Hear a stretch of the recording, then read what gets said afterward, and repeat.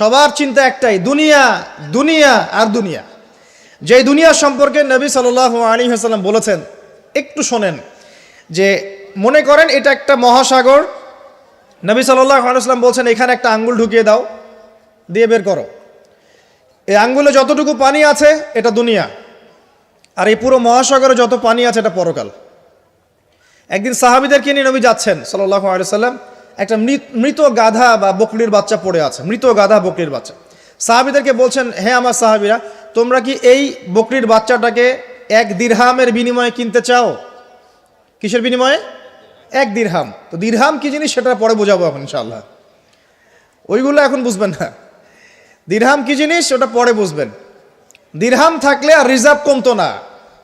দিরহাম থাকতো যদি কোনো কান্ট্রি রিজার্ভ আর কমতো না। রিজার্ভ কমে ডলারের ভিত্তিতে, আর ডলার হচ্ছে এখন সারা ওয়ার্ল্ডের ডমিনেটিং কারেন্সি, ওটাকে হার্ড কারেন্সি বলে। মানে আপনি তেল কিনতে চান, 1 কোটি টাকা ব্রিফকেসে নিয়ে আমাদের আবু ধাবিতে চলে যান, গিয়ে শেখদেরকে বলেন যে আমাকে 1 কোটি টাকার তেল দেন, 1 ফোঁটাও তেল দিবেন আপনাকে, দিবে না।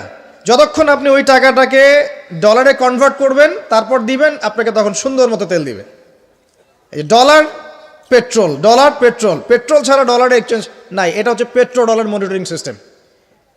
এবং এটা নিয়ে কথা বললে আবার এক শ্রেণীর ঘুমটাওয়ালা শায়েখ আছে, বলবে খারেজি হয়ে গেছে।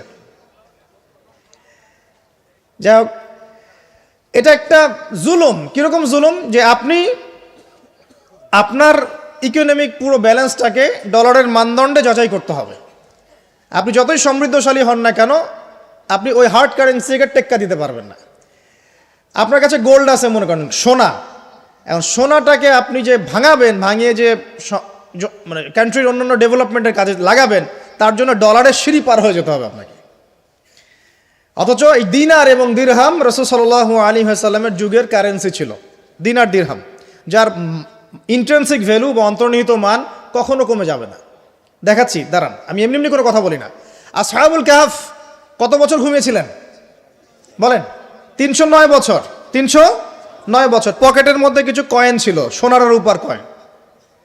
এই এলাকা ছেড়ে চলে গেছে, গুহার মধ্যে ঘুমিয়েছে, রাত কাটাবে। আল্লাহ পাক ঘুম পাড়িয়ে রেখেছেন 309 বছর। 309 বছর ঘুম থেকে ওঠার পর তারা বলছে, কেম লাবিস্তুম, তোমরা কতদিন ঘুমিয়েছো? একজন বলছে লাবিস না ইয়াওমান আও বা'দা ইয়াওম, একদিন ঘুমিয়েছি বা একদিনের কিছু অংশ ঘুমিয়েছে। ঠিক আছে, ঘুম থেকে উঠেছে, এখন ক্ষুধার্ত আমরা, যাও এই মুদ্রাগুলো নিয়ে বাজারে যাও, বাজারে গিয়ে দেখো ফালয়ানজুর আইয়ুহা আজকা তুআমা, খেয়াল করে দেখো কোন খাবারটা উত্তম পবিত্র, ওটা নিয়ে আসো। তো 309 বছর একটা মুদ্রা নিয়ে ঘুমানোর পরেও মুদ্রার মান কমে যায়নি। ওই টাকা দিয়ে ঠিকই রুটি কেনা গেছে। এখন আপনি আপনার কারেন্সিগুলো নিয়ে 309 বছর ঘুমানো লাগবে না, আপনি 10 বছর ঘুমান। 10 লাখ টাকা নিয়ে 10 বছর ঘুমান। 10 লাখ টাকার মান যদি 9 লাখ টাকায় না নেমে আনছে, তাহলে আমি নাম বদলাই ফেলাবো। এখন 1 লাখ, দাঁড়ান, ঠিক বলেন না, দাঁড়ান, বোঝেন আগে। এখন এই যে 1 লাখ টাকার মানটা হারালেন আপনি, 1 লাখ টাকার মানটা আপনি হারিয়ে ফেললেন। তো ওই 1 লাখ টাকা আর্ন করার জন্য আপনাকে শ্রম দিতে হয়নি? আপনার মাথার ঘাম পায়ে ফেলতে হয়েছে না? তাহলে আপনার শ্রমটা গেল কোথায়? তাহলে কেউ আপনার শ্রমটা লুটে পুটে খেয়ে ফেললো। যেহেতু আপনার কারেন্সির মানটা ডলার বেসড, এই কারণে ওই মনিটরিং সিস্টেম যারা চালায় ওরা আপনার এভাবে করে শ্রমটাকে সিজ করে ফেলে দেবে। আর আমি যদি আপনাকে আমার ফার্মে কাজ করিয়ে সারাদিন কাজ করানোর পরে আপনাকে কোনো পারিশ্রমিক না দেই, শ্রমের কোনো মূল্য না দেই, আপনি আমাকে জালেম বলবেন না? বলবেন কি না? ঠিক এই কারণে আমরা বলছি এই মনিটরিং সিস্টেমটাই জুলুম। আর নবীজি বলছে দিনারের কথা বলছেন, দিরহামের কথা বলছেন। এটা যদি আপনার পকেটে থাকতো 309 বছর কেন, 1000 বছর পর উঠলে ওটার মান সেটাই থাকবে, কমতো না। এই হলো ইসলামিক কারেন্সি। তো এটা নিয়ে কথা বললে আবার এক শ্রেণীর ঘুমটাওয়ালা শায়েখ আছে, কিছু সত্য কথা ওরা হজম করতে পারে না। তখন দেখা যায় যে একটা ফতোয়া দিবে, এ খারেজি হয়ে গেছে, মানে ফাইজলামি পাইছে আর কি। কে খারেজি একটু বলে নেই। খারেজি আকীদাটা কি আসলে? খারেজি আকীদা হচ্ছে কোনো ব্যক্তি যদি অন্য কোনো মুসলমানকে যদি কবিরা গুনাহ করার কারণে কাফের মনে করে। কথা বোঝেন? আপনি সুদ খেয়েছেন বা ঘুষ খেয়েছেন বা জেনা করেছেন, এগুলো কবিরা গুনাহ। এখন আমি যদি বলি যে সুদ ঘুষ জেনা করার কারণে আপনি কাফের হয়ে গেছেন, আপনাকে হত্যা করা জায়েজ, তাহলে আমি খারেজি। বুঝতে পারছেন কথা? কিন্তু আমি কি কখনো এরকম করে কথা বলেছি? এই যে মনিটরিং সিস্টেম নিয়ে কথা বললাম, এর সাথে কবিরা গুনার কি সম্পর্ক আর খাওয়ারিজমের কি সম্পর্ক? আবার কোনো কোনো ক্ষেত্রে দেখা যায় যে পলিটিক্যাল সমালোচনা করলে খারাজি টাইটেল দিয়ে দিবে।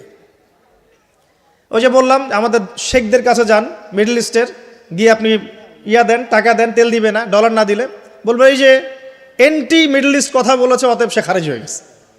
আর আমি আপনাকে একটা এক্সাম্পল দিই, শোনেন, বোঝেন কথাগুলো বোঝেন। ইয়াজিদের নাম শুনেছেন?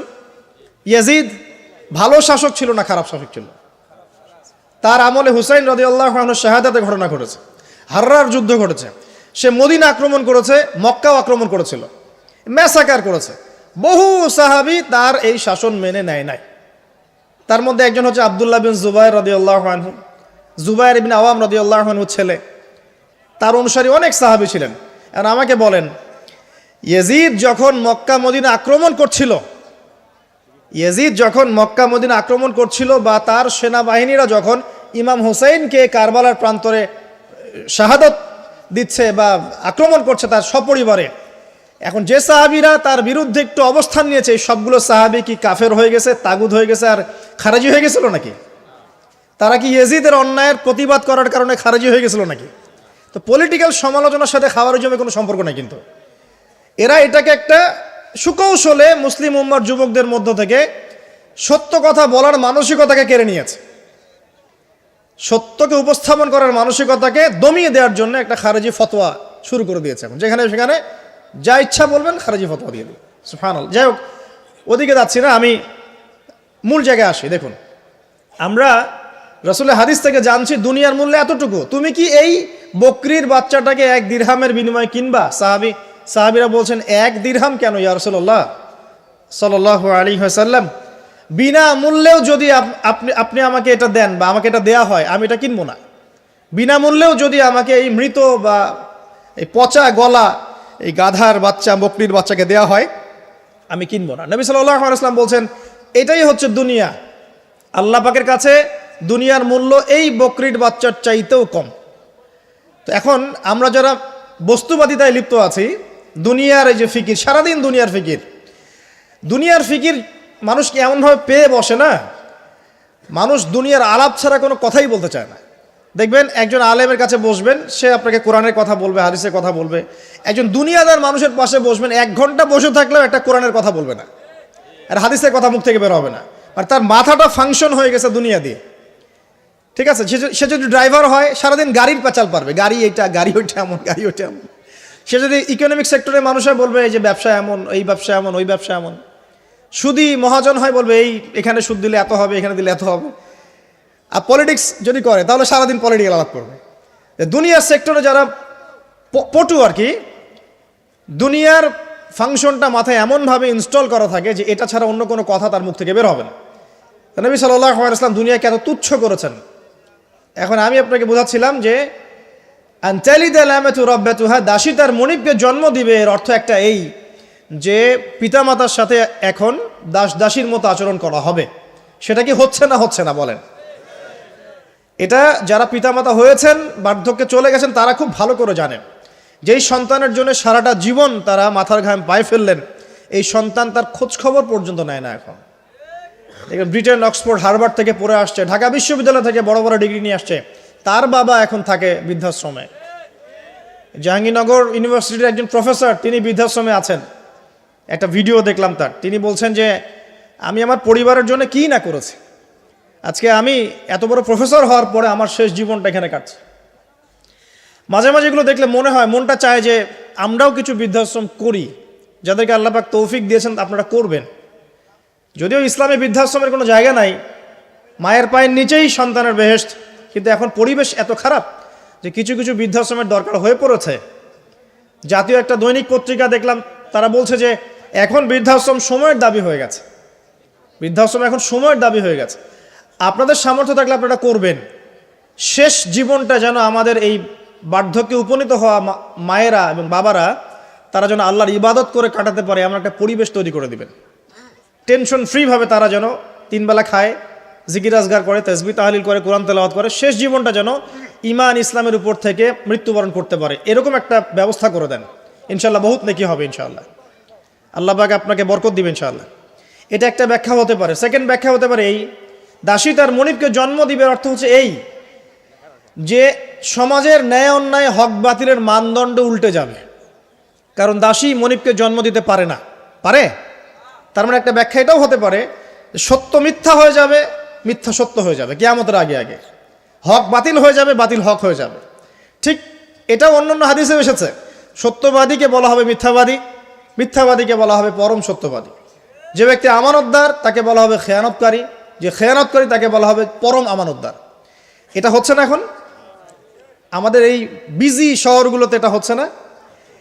আমাদের এখানে বিশ্বাসটা এতই কমে গেছে, দেখবেন কোনো মানুষ যদি সেধে কাউকে খাওয়ায়, আসেন হোটেলে বসেন খান, সন্দেহের চোখে তাকাবে যে না জানি আমাকে কি খাওয়াই দিল, আমাকে খাওয়ায় আবার কি লুটপাট করে, তাই না? দেখেন আমাদের শহর থেকে বিশ্বাসটা কমে গেছে না। একটা বন্ধন টিকে থাকে বিশ্বাসের উপরে। আমি বলি যে একটা সম্পর্ক শুধুমাত্র ভালোবাসার ভিত্তিতে টিকে থাকে না, ভালোবাসার চেয়ে বড় জিনিস হচ্ছে বিশ্বাস। আর সেই বিশ্বাস যখন উঠে যায় তখন পরিবার ভেঙে যায়, স্বামী স্ত্রীর বন্ধন ভেঙে যায়, সামাজিক কাঠামো ভেঙে যায়।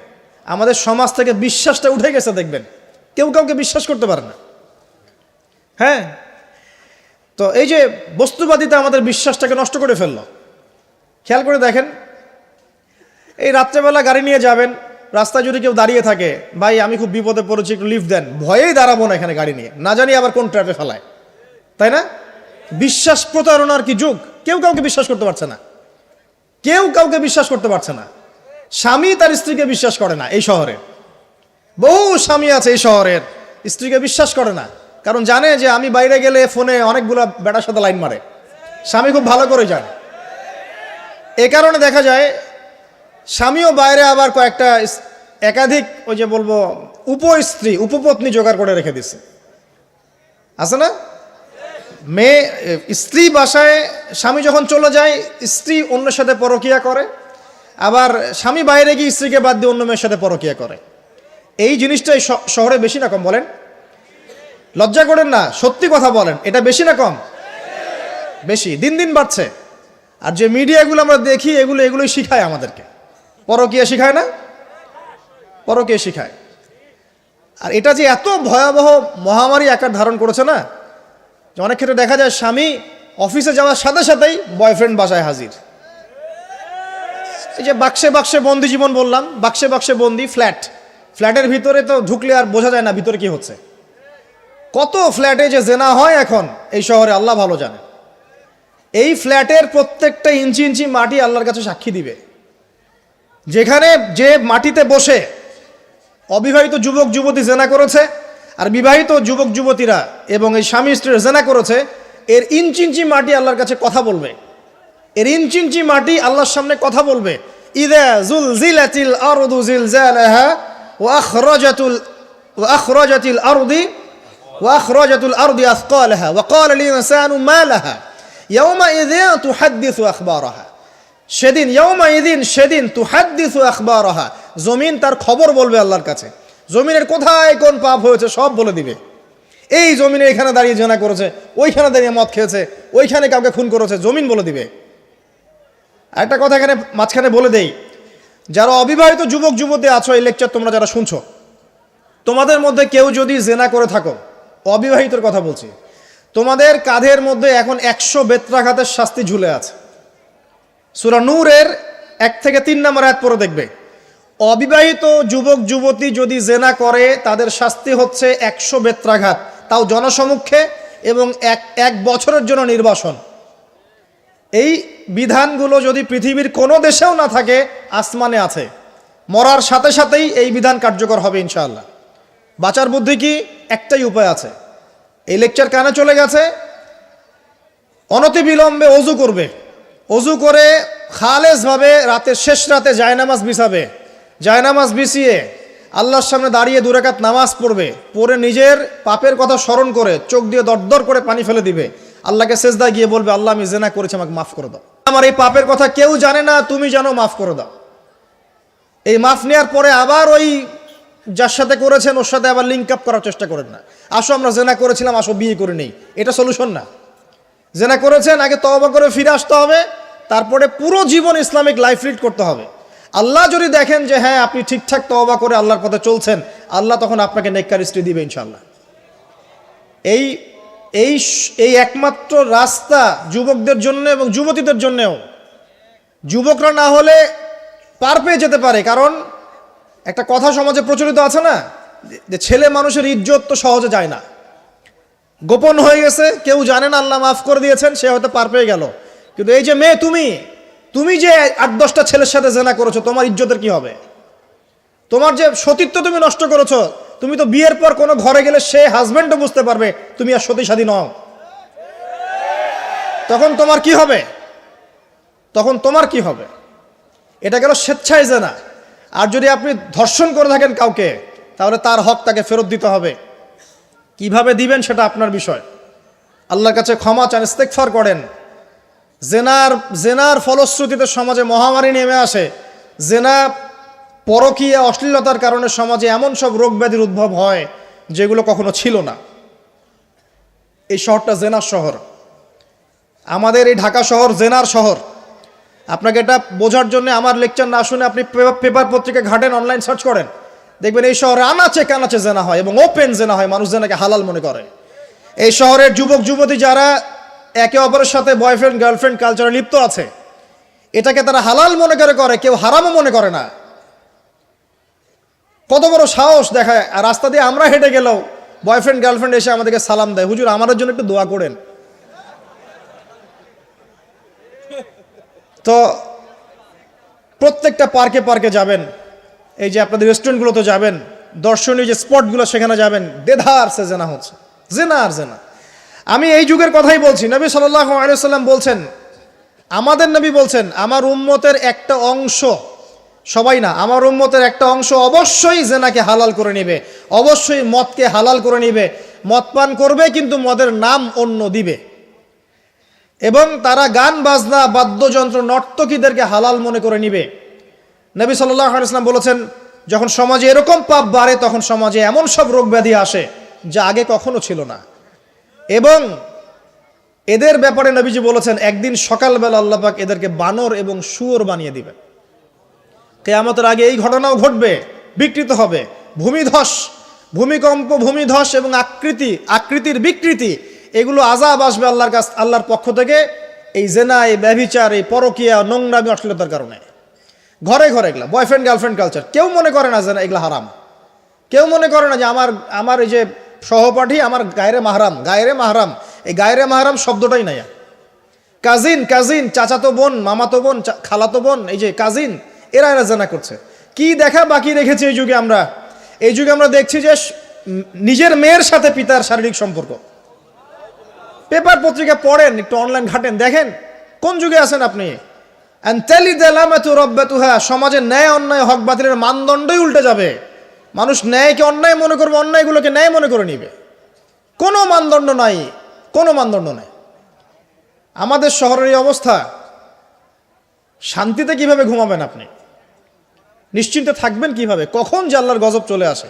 কোরআনে একটা আয়াত আছে, যখন আল্লাহ পাকের গজব আসবে তখন শুধু জালেমদের উপর খাস করে আসবে না। আলেমদেরকে জিজ্ঞাসা করেন, আলেম ওলামাদেরকে জিজ্ঞাসা করেন, যখন আল্লাহর গজব আসবে জালেমদের উপরে শুধু খাসভাবে আসবে না, সবার উপরে আসবে। তা আমি খুব ভালো মানুষ, ওয়াজ করছি, নসিহত করছি, পার পেয়ে যাবো এমন ভাবার সুযোগই নাই। আপনাকে আপনার সাধ্য মতো অন্যায়ের প্রতিবাদ করার চেষ্টা করতে হবে। লা তা'মুরুন্না বিল মা'রুফ, নবীজি বলছেন, অবশ্যই তোমরা সৎ কাজের আদেশ করো। ওয়া লা তানহাউন্না আনিল মুনকার, অবশ্যই অসৎ কাজে নিষেধ করো। আও লা ইউশিকান্নাল্লাহু আন ইয়াবআসা আলাইকুম ইকাবাম মিন, অন্যথায় আমি আশঙ্কা করি তোমাদের উপর আল্লাহর পক্ষ থেকে বিশাল গজব আসবে। সুম্মা তাদউনাহু, এরপর তোমরা সবাই আল্লাহর কাছে দোয়া করবে, আল্লাহ গজব সরিয়ে দাও। লা ইউস্তাজাবু দুআকুম, তোমাদের দোয়া কবুল করা হবে না। নবী সাল্লাল্লাহু আলাইহি ওয়াসাল্লাম বলেছেন, মান রাআ মিনকুম মুনকারান, তোমাদের মধ্যে যে কেউ হুএভার হি ইজ, যে কেউ যদি কোনো মুনকার, নোংরা গর্হিত কোনো কাজ দেখে, তাহলে যেন ফাল ইউগাইয়ির বিয়াদিহি, তার সামর্থ্য থাকলে হাত দিয়ে যেন ঠেকায়। যাদেরকে আল্লাহ পাক হাত দিয়ে ঠেকানোর ক্ষমতা দিয়েছেন তাদেরকে আল্লাহ পাক জিজ্ঞাসাবাদ করবেন, কেন ঠেকালে না তুমি? জেনার লাইসেন্স দিলে কেন? মদের লাইসেন্স দিচ্ছ কেন? ঠেকালে না কেন তুমি? অন্যায় কাজকে ঠেকালে না কেন? যদি তুমি না পারো, আইল্লাম ইয়াস্তাতি, যদি সে না পারে, তাহলে ফাল ইউগাইয়ির বিলিসানি, তাহলে যেন মুখ দিয়ে সেটা প্রতিবাদ করে। এই যে মুখ দিয়ে প্রতিবাদ করার ক্ষমতা আলেম ওলামার আছে, যাদের হাতের ক্ষমতা নেই মুখের ক্ষমতা আছে, সেটাও যদি না পারে, ওয়াইল্লাম ইয়াস্তাতি, সেটাতেও যদি সে সক্ষম না হয়, ফাবিকলবিহি, তাহলে যেন অন্তর দিয়ে ঘৃণাটা পর্যন্ত করে। ওয়াবিযালিকা আদআফুল ঈমান, এটা হচ্ছে ঈমানের সবচেয়ে নিকৃষ্ট একটা অবস্থা, সর্বনিম্ন অবস্থা। এর নিচে ঈমানের কোনো অবস্থাই নাই। তার মানে অন্যায় দেখে আমাদের যাদের মনে কোনো ফিলিংসই কাজ করছে না, তার মানে আমাদের ঈমান নাই আসলে। সহজ কথা, ঈমানের সেই তেজ নাই আমাদের মধ্যে। আসুন, একটা ব্যাখ্যা এটাও হতে পারে সমাজে ন্যায় অন্যায় হক বাতিলের মানদণ্ড উল্টে যাবে। আরেকটা জায়গায় যাচ্ছি, তার আগে আরেকটা কথা বলতে ভুলে গিয়েছিলাম। এখন বিবাহিত যারা আছে, এই যে দেবর আর ভাবি, এই যে শালি আর দুলা ভাই, মধুর সম্পর্ক না এগুলা? দাঁড়াও, এগুলো মধুর সম্পর্ক। দেখা যায় সুবহানাল্লাহ, এই যে আমার এখানে ফোন আছে না, আমাদের অফিসিয়াল পেজ আছে, অফিসিয়াল পেজে যত প্রশ্ন আসে দেখি ম্যাক্সিমাম জেনা কেন্দ্রিক, ব্যভিচার কেন্দ্রিক, পরকীয়া কেন্দ্রিক। যারা বিবাহিত ব্যক্তি হওয়ার পরেও পরকীয়া করেছেন, বিবাহ করার পরেও পরকীয়ার পাপে লিপ্ত ছিলেন বা এখনো আছেন, জেনে হোক না জেনে হোক করেছেন, অথবা এটা জেনে করেছেন যেটা একটা খারাপ কাজ, তারপরেও করেছেন।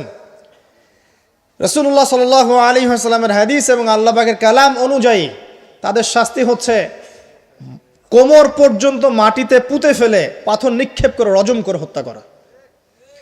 ইসলামিক যদি কোনো রাষ্ট্র থাকতো, বা এটা যদি হতো, বা এটা যদি ইমামুল মাহদির যুগ হতো বা ওমর রাদিয়াল্লাহু আনহুর যুগ হতো, তাহলে এই শাস্তির বাইরে আপনি চলতে পারতেন না, যদি এটা প্রমাণ হতো। এই শাস্তি যদি দুনিয়াতে কার্যকর নাও হয়, আপনি যদি তওবা না করে মারা যান, তাহলে কিয়ামতের মাঠে এই শাস্তি আপনি ভোগ করবেন। খুব মজা লাগছে পরকীয়া করতে? সকালে একটার সাথে, দুপুরে একটার সাথে, আজকে একজনের সাথে রাত কাটান, কালকে আরেকজনের সাথে রাত কাটান, খুব মজা পাচ্ছেন। রাত্রেবেলা মদ খান আর হোটেলে রাত কাটান, সকালবেলা আবার অফিসে যান। আমাদের শহরের এগুলা কালচার কোত্থেকে আসলো? এই শহরকে পবিত্র করবে কে, এবং এই শহরের আসল রূপগুলো স্পষ্ট করবে কারা? খুব মজা পাচ্ছেন এগুলোতে। সুবহানাল্লাহ। একটা বিষয় বুঝাই, ইসলামে কেসাস আছে, কেসাস। মনে করেন আমাকে কেউ হত্যা করেছে, আপনি তাকে হত্যা করতে পারবেন। মনে করেন আপনি কাউকে হত্যা করেছেন, ঠিক আমাদের লজের মধ্যে কেউ যদি কাউকে হত্যা করে তাকে ফাঁসি দেওয়া হয় না, এরকমই কেউ যদি কাউকে হত্যা করে, ইসলামের বিধান কেসাস করা, মানে হাতের বদলে হাত, চোখের বদলে চোখ, কানের বদলে কান, নাকের বদলে নাক, জানের বদলে জান, যদি প্রমাণ হয়। কিন্তু এখানেও হত্যাকারীর বাঁচার সুযোগ আছে। কিরকম? মনে করেন আপনি আমার পরিবারের কাউকে হত্যা করেছেন, আল্লাহ না করুক। এখন আপনি এসে আমাকে ক্ষমা চাচ্ছেন যে আমার ভুল হয়ে গেছে, আমি রক্তপণ দিব, আমাকে মাফ করে দেন।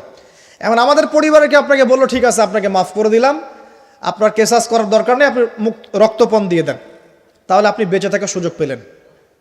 কথা বুঝতে পারছেন?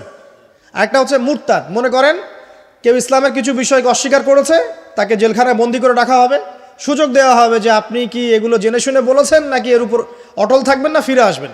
সে যদি বলে না আমি তওবা করলাম, আমি এগুলো থেকে ফিরে আসলাম, ও বেঁচে থাকার অধিকার পেয়ে গেল।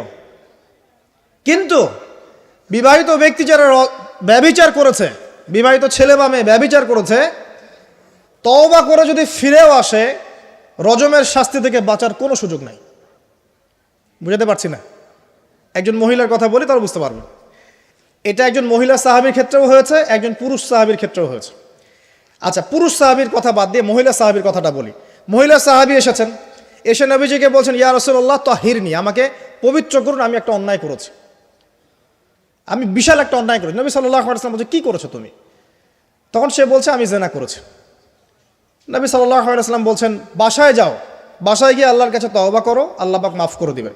নবীজি এটাকে হাইড করতে চাচ্ছেন, কারণ কি, যখন আপনি কেস আদালতে নিয়ে যাবেন তখন তো উপায় নাই, আপনাকে তো বিচার করতেই হবে। তুমি বাসায় ফিরে যাও, তওবা করো, আল্লাহ মাফ করে দিবেন। সে মহিলা নাছোড়বান্দা, না আমার বিচার করে দেন, আমার বিচার করে দেন, পরকালে আমি শাস্তি পেতে চাই না, দুনিয়াতে আমার বিচার করে দেন। নবী সাল্লাল্লাহু আলাইহি ওয়াসাল্লাম বলছে তুমি কি গর্ভবতী হয়েছো? হ্যাঁ, জেনার কারণে আমি গর্ভবতী হয়ে গেছি। এরকম হচ্ছে না এখন? আর যে অ্যাবর্শন করছে না, ওই যে ক্লিনিকে গিয়ে, এটাও ট্রেন্ড হয়ে গেছে, হইল, সমস্যা কোথায়? কি এমন হয়েছে? আমার কি কেরিয়ার নষ্ট হয়ে গেছে? ফ্যামিনিস্ট নোংরা মেয়ে কোথাকার। তারপরে এই মেয়ে বলছে হ্যাঁ আমি গর্ভবতী হয়েছি ইয়া রাসূলুল্লাহ। নবী সাল্লাল্লাহু আলাইহি ওয়াসাল্লাম বলছেন বাসায় ফিরে যাও, সন্তান যখন খালাস হবে তারপরে এসো বিচার করে দেব। 9 থেকে 10 মাস সে এই সন্তানকে গর্ভে ধরলো, ধরার পরে সন্তান যখন খালাস হয়ে গেল, সে নবীর কাছে এসে সন্তান কোলে নিয়ে, নবজাতক, ইয়া রাসূলুল্লাহ সাল্লাল্লাহু আলাইহি ওয়াসাল্লাম দরুদ পড়বেন, আমাকে পবিত্র করে দিন, আমার সন্তান হয়ে গেছে এখন।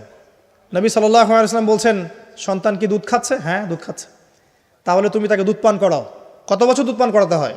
2 বছর। 2 বছর দুধ পান করাও। দুধ পান করা শেষ হবে, তারপরে এসে তোমার বিচার করে দিব। এবার 2 বছর দুধ পান করানোর পর এই মহিলা এসেছে, সন্তানের হাতে একটা রুটি। নবীজিকে বলছেন, ইয়া রাসূলুল্লাহ সাল্লাল্লাহু আলাইহি ওয়াসাল্লাম, আমার সন্তান এখন রুটি খেতে পারে, আমার সন্তান এখন রুটি খেতে পারে, আমার বিচার করে দিন। তখন নবী সাল্লাল্লাহু আলাইহি ওয়াসাল্লাম বলছেন, সাহাবীরা, তোমাদের মধ্যে কেউ কি আছো এই সন্তানের দায়িত্ব নিবে? একজন আনসার সাহাবী বলছেন, আমি দায়িত্ব নিব। তখন এই আনসার সাহাবীর কোলে নবী সাল্লাল্লাহু আলাইহি ওয়াসাল্লাম এই বাচ্চাকে তুলে দিলেন। তুলে দেওয়ার পর খালিদ বিন ওয়ালিদ রাদিয়াল্লাহু আনহু অন্য সাহাবীদেরকে বললেন, যাও এই মহিলাকে নিয়ে যাও, কোমর পর্যন্ত গেড়ে দিয়ে রজম করে হত্যা করবে। এবার এই মহিলাকে নিয়ে যাওয়া হচ্ছে, একটা কথা বানিয়ে বলছি না, এই আপনার আলেম ওলামা যারা আছেন জিজ্ঞাসা করবেন কওমি মাদ্রাসার। এই মহিলাকে নিয়ে যাওয়া হচ্ছে, মহিলাকে পাথর নিক্ষেপ করা হচ্ছে। পাথর নিক্ষেপ করার মধ্যে খালিদ বিন ওয়ালিদ রাদিয়াল্লাহু আনহুর পাথরও ছিল। খালিদ বিন ওয়ালিদ রাদিয়াল্লাহু আনহু নাম শুনেছেন না? বীর সাহাবী, তিনি পাথর নিক্ষেপ করেছেন একটা। এই পাথরের আঘাতে ওই মহিলার কোন একটা জায়গায় লেগেছে, গায়ের লেগে রক্ত বের হয়ে গেছে। রক্তের ছিটাটা তার গায়ের এই যে কাপড় এসে পড়েছে। কাপড় এসে পড়ার সাথে সাথে খালিদ বিন ওয়ালিদ রাদিয়াল্লাহু আনহু বলছেন, ছি ছি ছি ছি ছি, আমার গায়ের মধ্যে এরকম নোংরা ব্যভিচারী মহিলার রক্ত পড়লো কিভাবে? এরকম একটা তাচ্ছিল্যের কথা বলেছেন। তখন নবী সাল্লাল্লাহু আলাইহি ওয়াসাল্লাম বলছেন, হে খালিদ তুমি থামো, হে খালিদ তুমি চুপ করো। তুমি জানো এই মহিলা এই 2 বছরে 3 বছরে এত তওবা করেছে আল্লাহর কাছে, এই সমস্ত তওবা যদি মদিনাবাসীর মধ্যে বন্টন করে দেওয়া হয় তবুও কম হয়ে যাবে। আর আমি এখন দেখছি এই মহিলা জান্নাতে সাঁতার কাটছে। আমি বুঝাতে পারছি না আপনাকে প্রিয় বোন, প্রিয় ভাই, যারা বিবাহিত হয়ে ব্যভিচার করছেন, জেনা করছেন, তিনি তওবা করেছিলেন, তওবা করেছেন, আল্লাহ পাক মাফও করে দিয়েছেন, জান্নাতে চলে গেছেন, কিন্তু পৃথিবীতে তার শাস্তি কায়েম করা হয়েছে। বিবাহিত ব্যক্তি ব্যভিচার করে ফেললে তার পৃথিবীতে বেঁচে থাকার অধিকার সে হারিয়ে ফেলে। আর এই পাপটাকে আমাদের সমাজে এত সহজ বানিয়ে দেওয়া হয়েছে, যে যার সাথে ইচ্ছা পরকীয়া করতে পারে। মেয়েও করছে, ভাবিও করছে, শালিও করে, দুলাভাইও করে, সবাই আমরা পরকীয়া করতে যাচ্ছি। পরকীয়ার সয়লাভ বন্ধ করতে হবে, পরিবারে পর্দা কায়েম করতে হবে, অপসংস্কৃতি ঠেকিয়ে দেন, এগুলা চ্যানেলগুলো বন্ধ করে ফেলেন বাসা থেকে। ইসলামিক সমাজ কায়েম না করতে পারলে আমাদের মা বোনরা সব নষ্ট হয়ে যাবে দিন দিন। আর পরিবারের ইজ্জত যখন চলে যায়, কোনো কিছুর বিনিময়টাকে ফিরে পাওয়া যাবে না। কেন পরকীয়া করতে গিয়েছেন? আল্লাহ, আপনার যদি এতই চাহিদা থাকে আরেকটা বিয়ে করেন না কেন? বিয়ে করতে সাহস কুলায় না নাকি? বিয়ে করলে যে স্ত্রীকে নিয়ে সূর্যের আলোতে ঘুরতে হয়, ওই জন্য ইঁদুরের মতো রাতের বেলা অন্ধকারে আপনি থাকতে চান, সিংহের মতো সকালবেলা সূর্যালোকে স্নান করতে পারেন না। কথা বুঝতে পারেন নাই? বিয়ে করলে স্ত্রীকে নিয়ে পুরুষের মতো, সুপুরুষের মতো সূর্যের আলোকে আপনি হাঁটবেন রাস্তায়, কাউকে ভয় করবেন? আপনার মতো কোনো ভয় কাজ করবে না। আর এখন আপনি ইঁদুরের মতো রাতের অন্ধকারে রাত কাটান অন্য মেয়ের ঘরে গিয়ে। এই শহরের এই মহামারীগুলো বন্ধ করতে হবে। আমি এই শহরের একজন শুভাকাঙ্ক্ষী বাসিন্দা, আমি এখানকার। আমি আমার চোখ দিয়ে যা দেখছি, এটা দেখার পর চুপ থাকতে পারি না। আমরা সব জায়গায় জানা দেখছি, মাদক দ্রব্য দেখছি, আর পরকীয়া দেখছি। পর্নোগ্রাফির তো শেষ নাই, প্রত্যেকের ফোনে ফোনে পর্নোগ্রাফি, এভরিবডি। দেখবেন অনেক সময় মাদ্রাসার শিক্ষকের দ্বারা ছাত্র বালাৎকার হচ্ছে, হয়নি? সম্ভব কিভাবে? কারণ ওই শিক্ষক পর্নোগ্রাফির আসক্ত ছিল। আপনি চেক করে দেখেন, পর্নোগ্রাফিতে আসক্ত হওয়ার ফলে সে হিতাহিত জ্ঞান হারিয়ে ফেলেছে। সে বাচ্চা, ছেলে বাচ্চা না মেয়ে বাচ্চা, কিছু দেখার সময় নেই। ওই পবিত্রের জানোয়ারের যে স্বভাবটা সে আর দমন করতে পারছে না।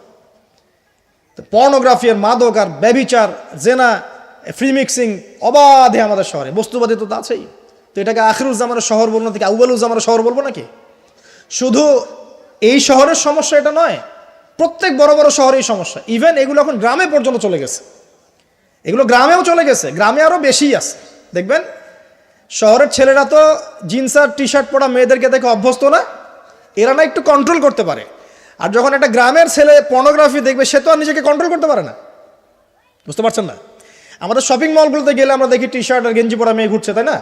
এটা দেখতে দেখতে অভ্যস্ত আমরা, এই জন্য আমরা কন্ট্রোল করতে পারি কিছুটা হলেও, তাই না ছেলেরা?